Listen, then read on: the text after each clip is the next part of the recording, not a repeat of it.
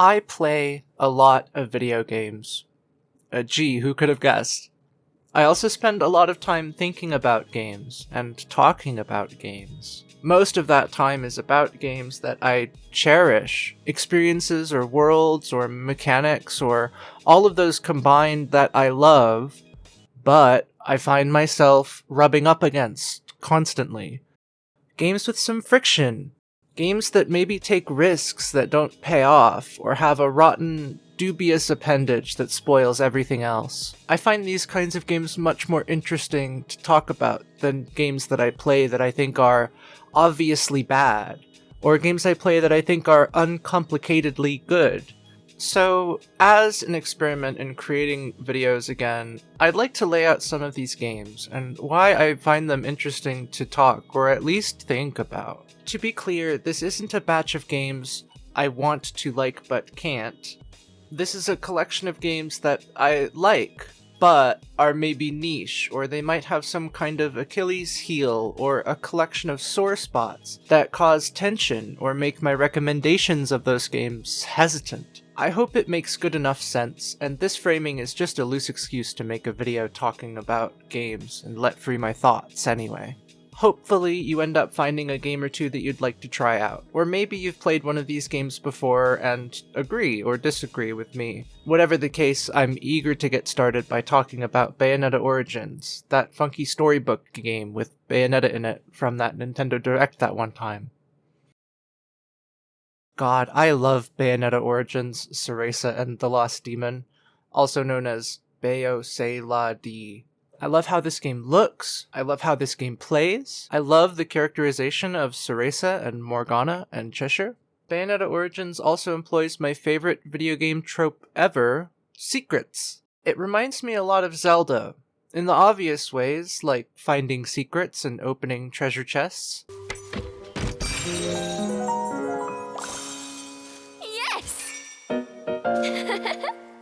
But also in non-obvious ways, like the puzzles and girls with magic powers trapped in crystals by an evil sorcerer.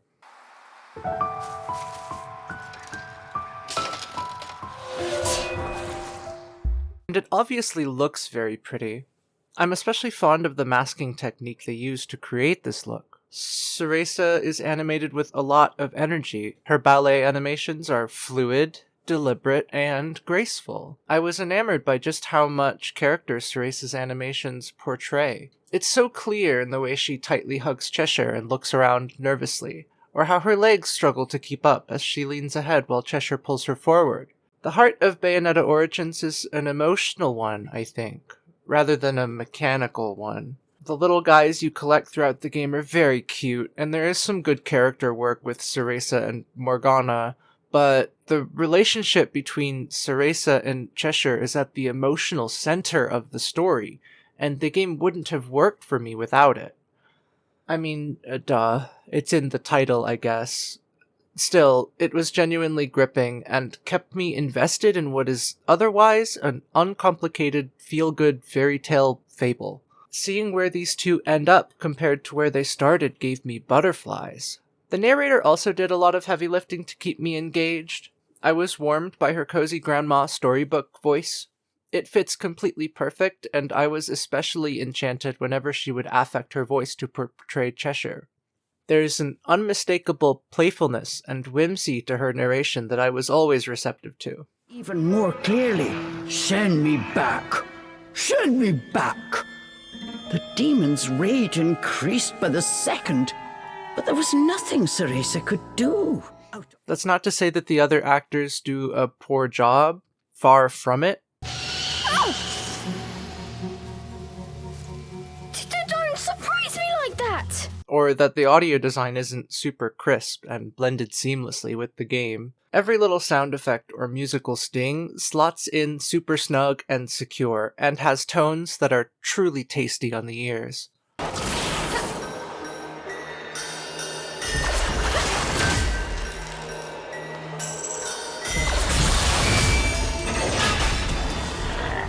The OST is also phenomenal, whether we're talking about the approachable and digestible tracks or the moody and atmospheric pieces.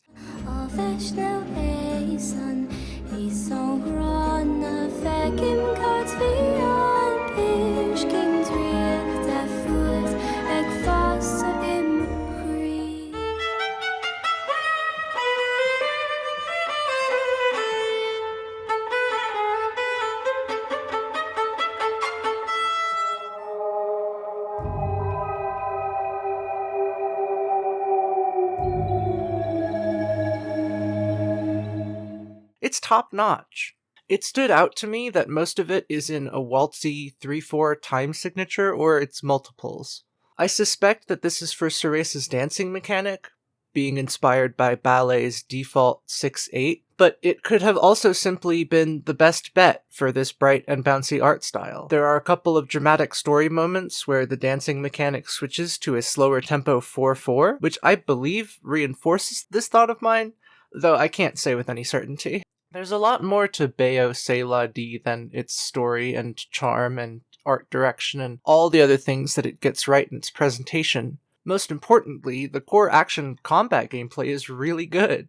It scratches some of that classic combo character action game itch while still being its own thing. The controls are very simple, but totally distinct. It's designed for the Nintendo Switch Joy-Cons, so all of Ceresa's controls are placed on the left Joy-Con, and all of Cheshire's controls are strictly for the right-hand Joy-Con. The best mechanical moments in this game are when you split your brain and control both Ceresa and Cheshire simultaneously, but not in parallel. Bayonetta Origins also uses this unique control scheme to create interesting narrative moments, felt at the first step of interaction between player and game. I was gleeful with simple satisfaction at landing big hits.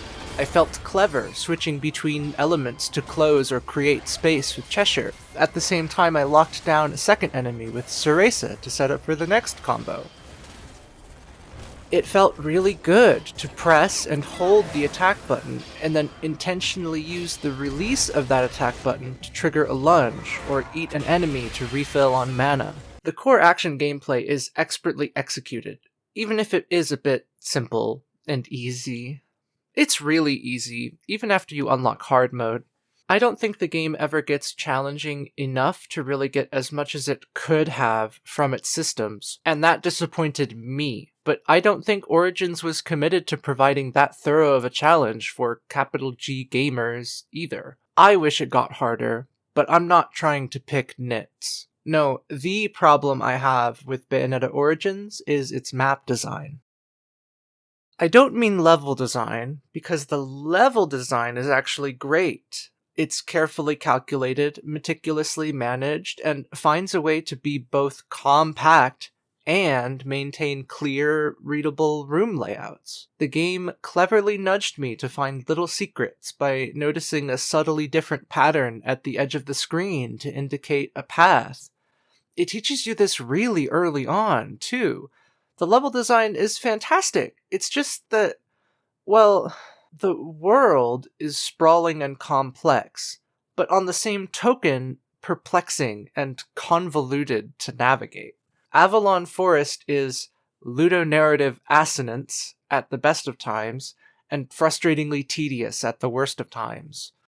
It's hard to get a read on where you are, where you need to go, or what the map provided is even indicating about the actual traversable environment. It's totally inscrutable. Seriously, if the map was legible, this probably wouldn't even be a problem. I recognize that making a map for this style of level and world design is challenging, but I believe they could have done better than this. For a game with so much verticality, walls, and gates, this map has no discernible topographical information, let alone outlines of paths or indications of walls or gates that will block your travel. I was especially frustrated at the fact that fairies will obscure portions of the map, making it unreadable, but it hardly matters, because that portion of the map being revealed never helped me navigate at all. Clearing the area still opens up new paths and objects to play with, and the challenges you have to overcome to clear each area on the map are good in a vacuum, but clearing the map itself is empty and underwhelming because it doesn't give the player any new notations of the terrain or any proficiency in navigating the area. I believe you are meant to achieve navigational fluency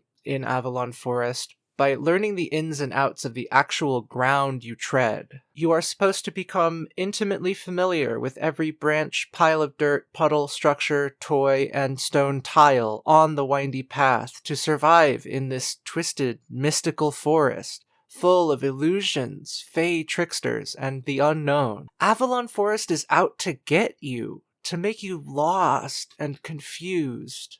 Cereza could not shake the feeling that Avalon Forest itself conspired against her. It really does work well as compelling storytelling, but barged right past my comfort level at times. I think that all of it is intentional, even the provided map being kind of shit. For me, Origins takes it too far. And it's kind of annoying because I'm desperate to recommend this game. There's so much that I love about it, but this one thing is an enormous crimson red flag that may turn many potential players away. Unfortunately, the world design is tied from the bottom up to everything else in the game. It's baked directly into the story and tone, and there's not really a way to separate it without collateral damage. The number one thing they could do is make the actual map more readable and helpful, but that wouldn't solve all of my problems with the map design. I earnestly love Bayonetta Origins, and I'd encourage you to give it a try if you think you could get over the map design, or that it wouldn't bother you in the first place. I went out of my way to 100% this game. The map wore thin on me well before I even made that decision, but you might be a little bit more resilient to it, especially if you plan on missing 100% completion. As of the time of writing, I've picked it back up again after I went to gather some footage. I haven't played it to completion again, but I have ended up replaying more of it than I expected. My one negative thing to say about Bayonetta Origins is so singular and easy for me to pinpoint that this game had to be the first item on the list. It's the closest to definite article V game I like, but in comparison, 100% Orange Juice gets the most shoehorned segue in this video. Like, I don't get to play it nearly often enough, so a lot of my thoughts feel half-baked or underdeveloped. The average play session of 100% OJ can best be described as frenzied. There's something addictive to me about throwing out 30,000 dice in an all-in gamble, a do-or-die moment, and then doing it again 45 seconds later. It's so chaotic and colorful and transparently RNG dependent that I think it's a blast, but many people don't. My playgroup doesn't want to play it anymore for this reason. It's comprised of nothing but utter monkey business, if you're charmed by it. If you don't find it fun, then it's total applesauce. I get that, but I find it fun. So, Orange Juice is a game that I like, but it's so extraordinarily, intensely random and messy that it becomes irritating. It's a lot like Mario Party in that way, actually. And to be honest, Mario Party got it from board games. Candyland, Chutes and Ladders, Monopoly all share this quality of having the decisions available to you at any given time be completely determined by chance. Of all board games, Sorry is the one that exemplifies this the most. It's in the title. It is the secret bonus game that I like, but Sorry is about being a jerk without intent. Along these lines, it's nothing like 100% Orange Juice. OJ loves to push you towards being a jerk on purpose. You can play passive and succeed. For sure, that's viable, but okay. You can only ever set your win condition as stars or wins. You get stars by landing on gold spaces on the board, or by winning a combat encounter, which also gives you a win, or 2 wins if it's an opponent player rather than an enemy on the enemy spaces. Wins don't go away when you drop to 0 HP, but stars do. The thing is, the opponent to knock you to 0 HP steals those stars from you. So even if you choose stars as your win condition, getting wins gets you stars. You're encouraged in Orange Juice to be opportunistic and capitalize on every bit of fortune available. The game subtly pushes you to take advantage of your opponent's misfortune while you're at it, or at least it encourages them to do that to you. You can take risks. You can choose what cards you bring, although each player's card picks ultimately get shuffled into the Maximum Chaos Super Deck. You can send little emotes of your chosen anime protagonist or set off fireworks. It's great.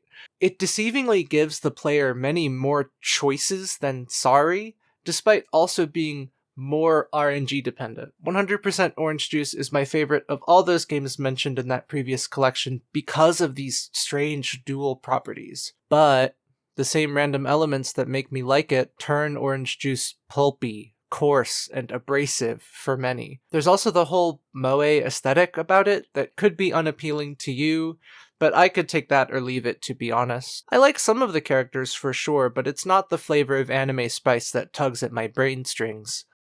Guterman, A Monstrous Adventure, is the kind of anime spice that does, though. It's adorable. It's heartwarming, hilarious, and thoroughly stupid in all the right ways. I love all the townsfolk, each with their own bespoke weirdness and own things going on. The same can be said for the inhabitants of the monster town, although unlike the human townsfolk, the monsters mostly all have this playful or innocent demeanor. The monsters are all kind of childlike, but in the cute way, and not the sticky grubby hands kind of way, mostly. Their collective temperament gave me an investment in their silly little arcs, and very crucially, the story overall. The overarching plot was mostly missing from the human population, except Grandpa, maybe. This cat character tells the part of the story's conclusion that had me reeling. It was an emotional sucker punch that I wasn't totally expecting, and is the thing I connected to the most throughout my whole playtime. It was just a really well-executed story beat, and totally sold me on the story of this stupid anime game. Besides the story, I liked the light rhythm mechanic. You're rewarded with critical hits, but not punished for dropping your rhythm. The general gameplay loop is very straightforward, but still joyful. It's a lot of fun to blow up enemies and walls and rocks and pottery. Everything explodes with coins, and there's a very simple pleasure to violently bursting apart everything in sight, then slurping up all the spoils. All the while a chipper and catchy soundtrack bops in the background. Then you get to spend those spoils on upgrades and new abilities before going into a new level with a new bouncy song and more enemies and pottery to explode. It's great! I always ended up playing Guterman when I was in a bad mood, and it was just like a warm cup of coffee or hot cocoa or whatever drink you like to drink. A gentle but very welcome pick-me-up. Guterman, A Monstrous Adventure, is a simple video game that makes me happy. But it's originally a PC game from 2004, and my experience suffered from cumbersome at times controls, plus good ol' run-of-the-mill jank. I don't know if this is the same for the PSP versions or what. I played with a controller, and that might have contributed since 2004 personal computer game. There are unlockable moves that I wish I could have gone back and not unlocked, since the game always seemed to make me perform them, especially when I would rather it didn't. The English dub is awkward in the way only 2005 English dubs for a little girl anime game on the PlayStation Portable can be, but that same property was charming from my perspective, and made up for the unconvincing and baffling performances. Your mileage may vary. What are you doing here? I was chasing a butterfly, and I got lost. Lost? This is just the entrance to the forest. Welcome, human. It's you. We have one of your monster friends here. Let him go. Not so fast. I can't just hand him over to you. Why not? I have my reasons. We've got to split. But if you need anything, we'll come running, baby. If I could find you again. No thanks. Haha. Getting higher ranks on levels and unlocking everything is tedious because of course it is. I disliked how sneaky the enemy and pottery placement could be sometimes. It really feels like Guterman is trying its hardest to stop you from mastering some levels. This whole thing isn't a deal breaker on its own, and is something possible to even appreciate about the game, but I didn't, and just found it annoying. It also gets much, much more punishing on harder difficulties, and not in like a good or fun way. The final two bosses themselves on any difficulty mode were also not very fun. In fact, I'd wager that they were the worst bosses in the entire game. Footage omitted for spoiler reasons, of course. It was not only a tiring and tedious process to defeat them, but aggravating as well. God, and maybe this pisses me off more than most, but some of the audio design and mixing is puzzlingly bad. Many of the sound effects seem not only out of position, but too loud in the mix.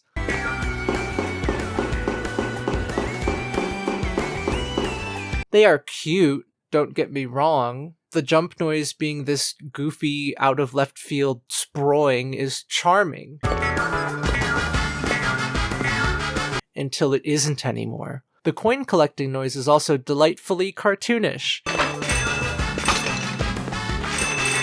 Until it starts to grate on your eardrum while your attention was elsewhere. Gurumin is a game that has a pile of dirty laundry, rather than an Achilles heel, like Bayonetta Origins. It's so engrossingly wholesome, vibrant, and pleasurable to play that I kept coming back anyway. All these little annoyances didn't stop me from playing or enjoying the game in the end. Gurumin, A Monstrous Adventure, wears its heart on its sleeve, and it's the game I'm itching most to recommend of any of these. It's just so funky and quirky that I'm eager for someone else to experience it so we can talk about it. If Gurumin is a game that I have a handful of small problems with, but love anyway, then Devil May Cry is a game that I love, but have a handful of problems with.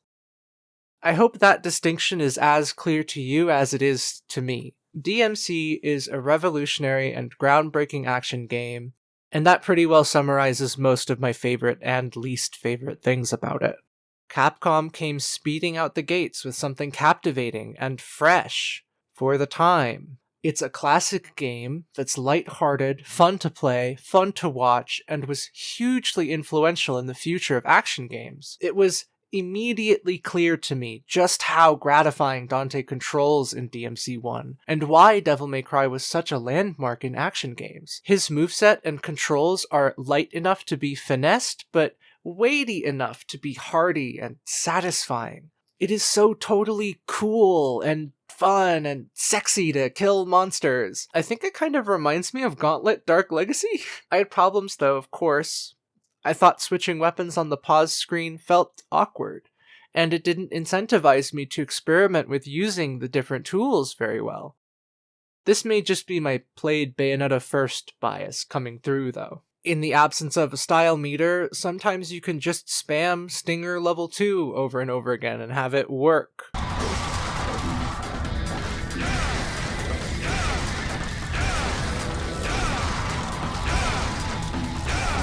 I also have a personal bugbear that DMC1 shares with DMC3 and many other action games in general. This is probably just a me thing, but I had persistent problems getting the directional input move I wanted to come out. It was still playable, but now and then I'd get punished for an action I didn't intend. The directional controls are tied to Dante's position and rotation, rather than absolute positions on the joystick, and I think that just makes directional inputs harder, or at least less consistent. Monster Hunter World, for example, sidesteps this problem for me by giving players the option to choose between the two control styles which they prefer the directional inputs be tied to. In DMC's case, sometimes it was obviously from camera angles changing in the middle of combat, but that was rare enough, and I think DMC1 pretty much completely sidesteps that particular problem. I love DMC's static camera angles so much otherwise, and I wouldn't change that about Devil May Cry. The non-combat gameplay isn't remarkably engaging or interesting. All you do is grab key items and put them in the right spot, but that's honestly totally okay for what the game is trying to accomplish, and I wouldn't change that about Devil May Cry either. DMC1 also suffers from poor, hilarious acting. I should have been the one to fill your dark soul with light! A kinda lukewarm story, and a couple of major stinkers in its enemy and boss layout. Nightmare by itself is enough to put DMC1 on this list. Seriously, fuck Nightmare. It might be the worst boss in all of video games ever. The thing is, DMC3 fixes, almost, all of my complaints. I felt while playing DMC1 that Capcom was still feeling things out and figuring out how to even make a character action game. They definitely didn't have Devil May Cry's identity totally ironed out. DMC1 is just a little rougher on the edges, but that's not something I can hold against a game, not in all contexts anyway, that was so fresh and innovative for the time. Unfortunately for Devil May Cry 1, it is 2025, and in this context, Devil May Cry is still tightly designed, but very rough around the edges. Final Fantasy XIV is kind of the inverse of this. It's soft on the edges, approachable, goopy on the inside, and totally milquetoast for long periods of time. The crazy part is, FF14 just gets better with every expansion. Each expansion is better than the last. Unluckily, the game starts with A Realm Reborn, which is a walk through some of the swampiest, least comprehensible, most tiresome text and poorly paced story quests ever written in a JRPG. And I played after they removed a bunch of stuff. Like, the latest time that they did, not even the first or second time they gutted A Realm Reborn. In fairness, it's not totally the developer's fault, since they were tasked to build a sand castle out of the ashes of the original Final Fantasy XIV 1.0 release. In this context, they did a phenomenal job. There's plenty I like about ARR, like its world building and soundtrack. I think it does manage to have some very engaging story moments, especially as you near the end of the initial release, before the quest introduced in patches after release, or patch quests. The main story quest eventually pulls out twists and reveals, and even manages to have themes by the time the story is concluding, although it's so poorly paced that each element doesn't quite tie together very tightly. I dare say the story was good, and maybe even worth it by the end. Maybe. I guess it's just, I'm feeling more positive about ARR the further I get from it. In retrospect, it's charming and quaint and massively important for later story quests that recontextualize the entire game, but when I was in the middle of it, I experienced it as some sort of dry, gray, Final Fantasy MMO-flavored slop. For every cool story moment, there are 35 quests that are the worst version of MMO busy work, running from one NPC to another, clicking on sparkly things. What you spend most of your time doing is jogging from place to place, if we're talking exclusively about the main story quest. You don't get a mount until a decent chunk through the game, and there's no way to unlock flight until you're done with A Realm Reborn, so you have to run from quest marker to quest marker, sprinting for 20 seconds at a time, every 60 seconds. When you do get to your destination, sometimes you get to kill some stuff. Most of the time you're clicking and waiting for a bar to fill, or a long string of excessively worded text boxes to be over. That doesn't only describe A Realm Reborn, although it's definitely much worse in that expansion. The main story quest being a series of jogs from quest marker to quest marker never really changes. The story itself gets better, but the quest marker to quest marker thing is the same. There are also so many other MMO-isms, and so much more meaningless time-sink content throughout the milky soup of the rest of the game. I know, it's an MMO, and this is just the nature of these things. Even at its worst, FF14 is still less grindy than World of Warcraft, for example. It's still frustrating to me, because if you could compress this content, it would be totally fine, I think. The mechanics for crafting and gathering are actually really fun in my opinion, even though the actual process in practice is annoying and tedious and takes way too long, and my inventory will never again recover. Eureka is another example where if it just took less time, I think I could uncritically say it is good content.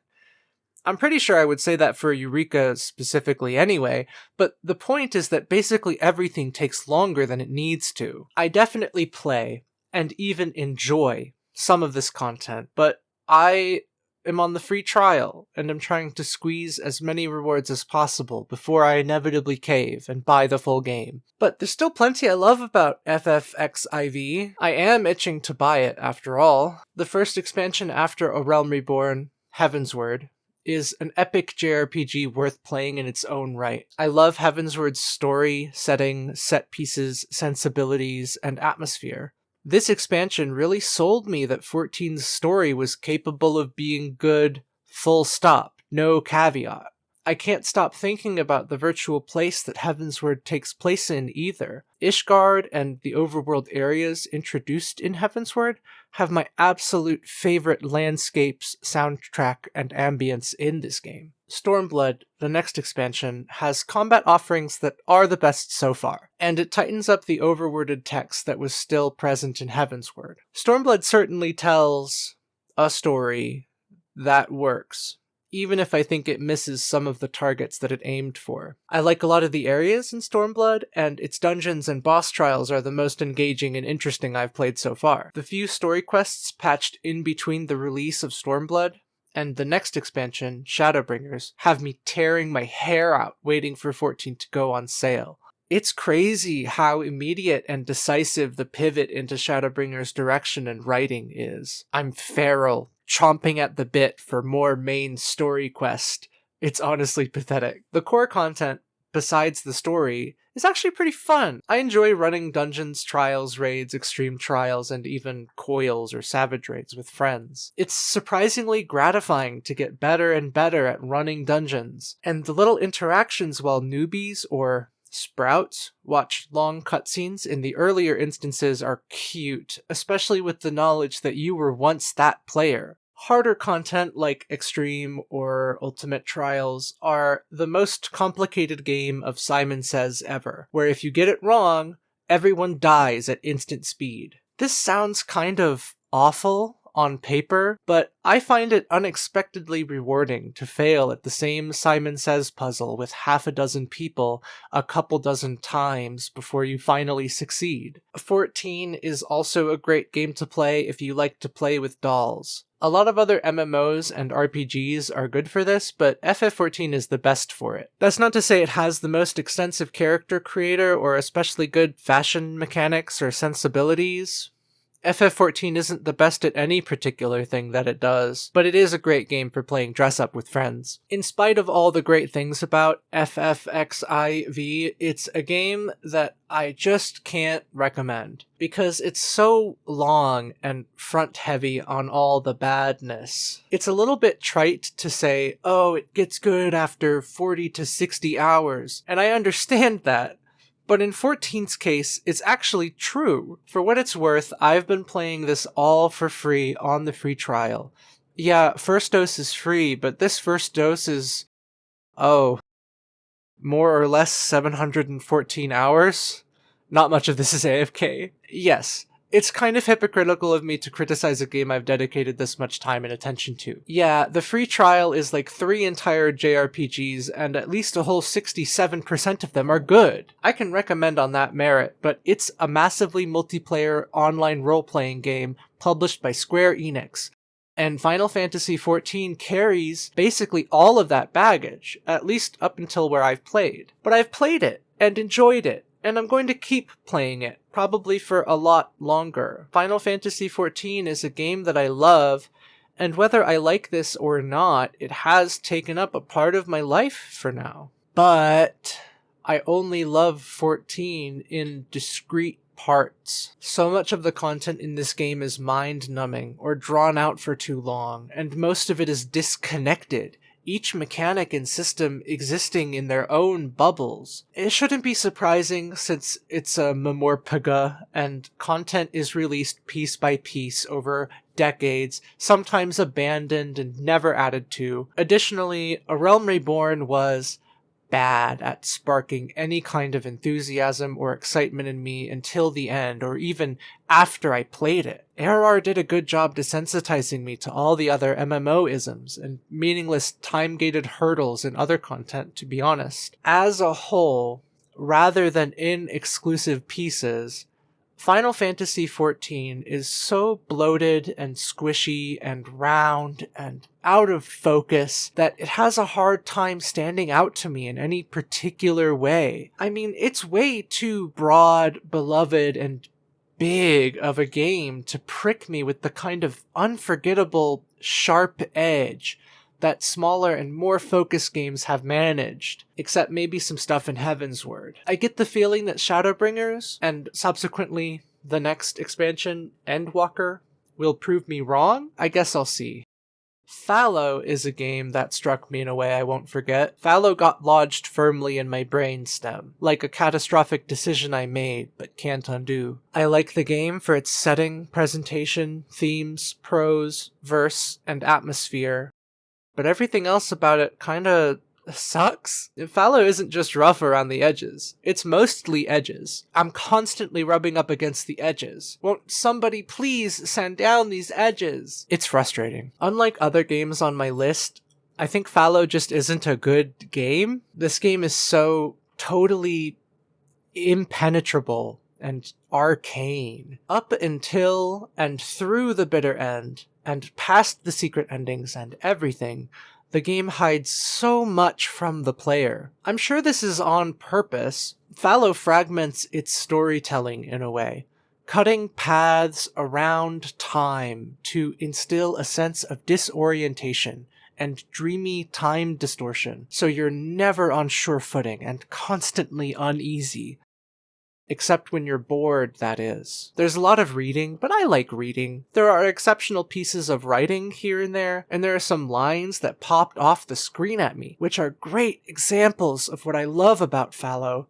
I'm getting ahead of myself. There is barely any gameplay to speak of, and when it does try to have gameplay mechanics other than walking, you're just left in the dark to figure out what tile you need to press the interact button at to progress. It's way too easy to go 10 to 15 minutes at a time, wandering with no purpose to find the next magic square to progress. It's exhausting. Even the best mechanically focused segment in Fallow is like this. My problem is not that Fallow is lacking in mechanical complexity. It has different goals, of course, and I don't think it needs more gameplay mechanics or depth in that sense. My grievance here is that the little bits of gameplay that are there to hold Fallow together are very simple, but opaque, poorly conveyed, and imprecise, like many other things in the game. Thankfully, Fallow's presentation does a lot to lift this up for me.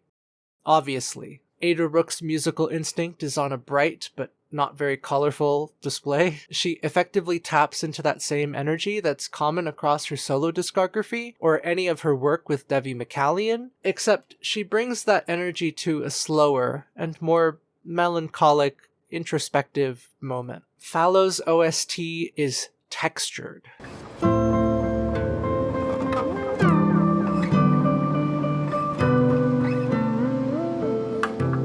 Beautiful, yet haunting.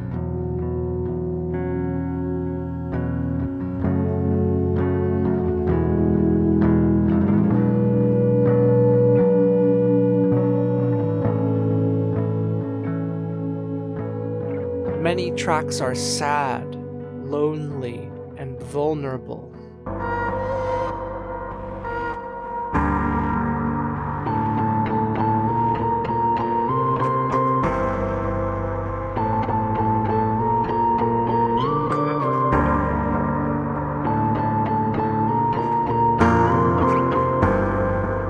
Or comforting and almost optimistic, but not quite.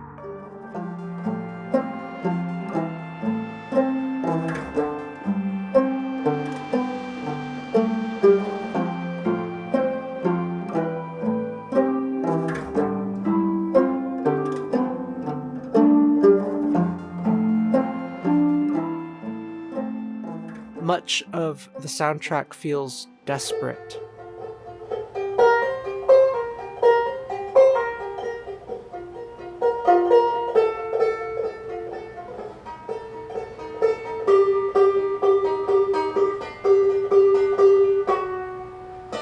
There are, of course, malicious and spooky tracks as well.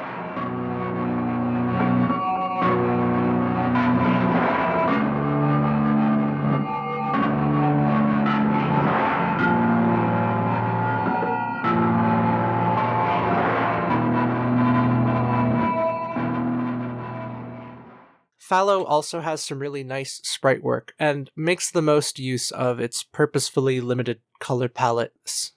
I think the Canadian attempt at Southern American Gothic was actually pulled off very successfully. The characterization of the world and its inhabitants is stark and emotional. Everything is dying, most have abandoned hope, and many have abandoned everything else as well. God, I love how miserable everything is in Fallow. It's so unashamed, so openly hopeless and hollow and depressed. The entire game is rich with empty, meaningless sorrow and effortlessly expresses very specific emotions that I don't know I could ever put to words. You'd really have to play the game, and even then, my takeaways likely stem from my personal experience and aesthetic bias, and your takeaways will probably differ. Fallow dares to confront entropy, explore suffering, and embrace grief. It questions the relationship between our soul,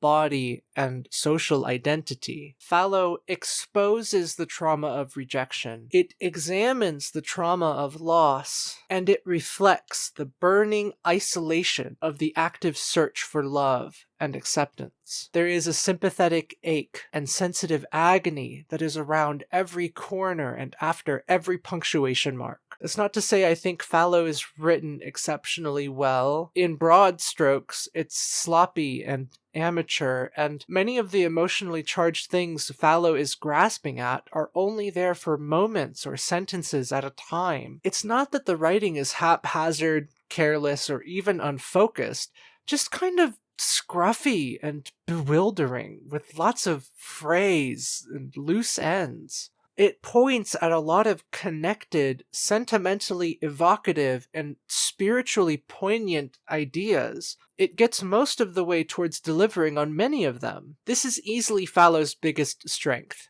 It is very good at conjuring distinct, dramatic, emotional sensations. The writing itself doesn't quite close the loop, but what is written is very emotionally resonant. Ultimately, I connected with this game on an emotional level, and it follows me in the background of my thoughts from time to time. There's something really powerful to me about Fallow, something I can't quite catch, something that can only be captured in freakshow indie projects like this, something that can only be expressed by being just a bit shit. Some energy so elusive that it's only capable of manifesting in constructions born of a singular vision, to the detriment of all the supporting pieces. I'm trying to describe a blind, sincere madness and a creative ecstasy that gifts us games and other media all over the good-bad spectrum, from Fallow to Katamari Damacy, from Yume Nikki to Pathologic, all of the 100% orange juices and cruelty squads in between. Fallow is a game that I love, in spite of, in purposeful opposition to, and somehow only because of, everything wrong with it. In this sense, Fallow is the closest on this list to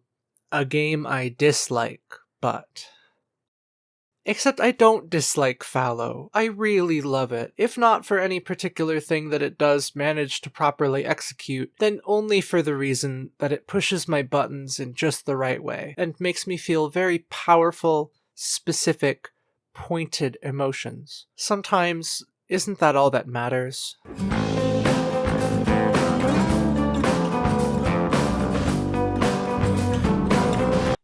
By the way, if you're watching this right now and own one of those physical copies of Fallow and you're in the market to sell one of those limited physical copies, please reach out in the comments below. I will pay any price. I will pay any price